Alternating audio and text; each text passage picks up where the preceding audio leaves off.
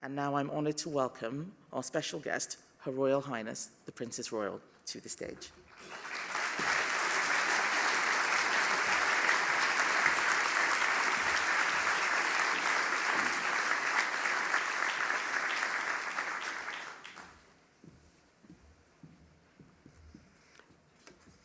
Minister of State, my lords, ladies and gentlemen. Well, thank you for your invitation to join you here today at this extremely important Northern Ireland Investment Summit, and to the Department of Business and Trade, the Northern Ireland Office and Invest Northern Ireland for this innovative idea and bringing it to fruition. But more importantly, it was not difficult to get me here because I like coming to Northern Ireland. I'm delighted that so many have responded to those invitations to join them here for the summit. And for those of you who have been doing business here, I'm sure you'll be very important to encouraging others. And for those who haven't, I suspect, at least I rather hope, that you will also become regular visitors like the rest of us. This summit is also taking place on the 25th anniversary year of the Belfast Agreement. And that was an extraordinary achievement for Northern Ireland because it helped to lay the foundation of the prosperous and the more peaceful Northern Ireland that we see today. And it's something that I've been able to experience through regular visits to all parts of Northern Ireland and to all sizes of businesses within Northern Ireland.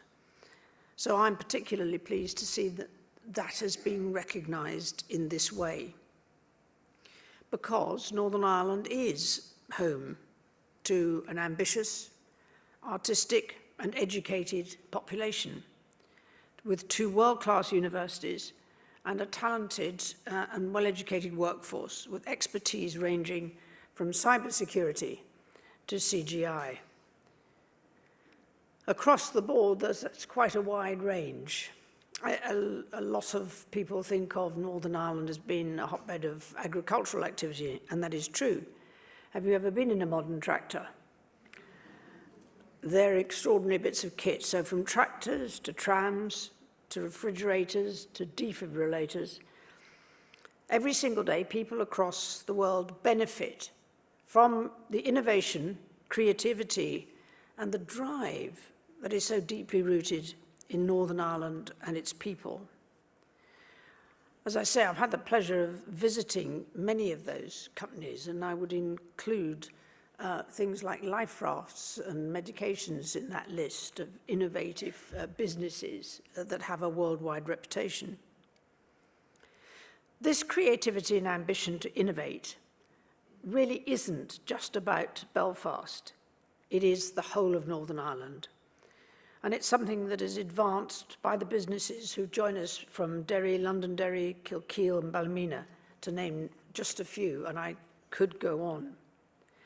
Now, to some extent, because you've already been here for a little while, you probably know all that. So what will this summit do for those of you who have come, both from Northern Ireland and from overseas? I hope that the key to this is the opportunity to actually meet, to get together as individuals. Somehow it's a reassuring concept after the pandemic and living online, that meeting people, and particularly in business, is still the key to doing good business and having long-term relationships. And there are questions. You'll have quite a few of them, I expect. So where better to ask them than here? Who to ask? I think pretty well everybody is probably here who you could want to ask those questions of. And I hope above all that you will remember, this is slightly personal experience here, but you will remember to ask the question that you really wanted to ask when you first came, which is not always the question you remember to ask by the time you've left.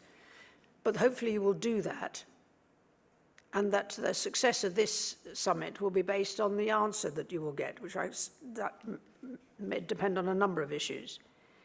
But I hope above all you will all be able to go back to your businesses, knowing that there is more you can do here in Northern Ireland as business relationships, and particularly wanting to do more business in Northern Ireland.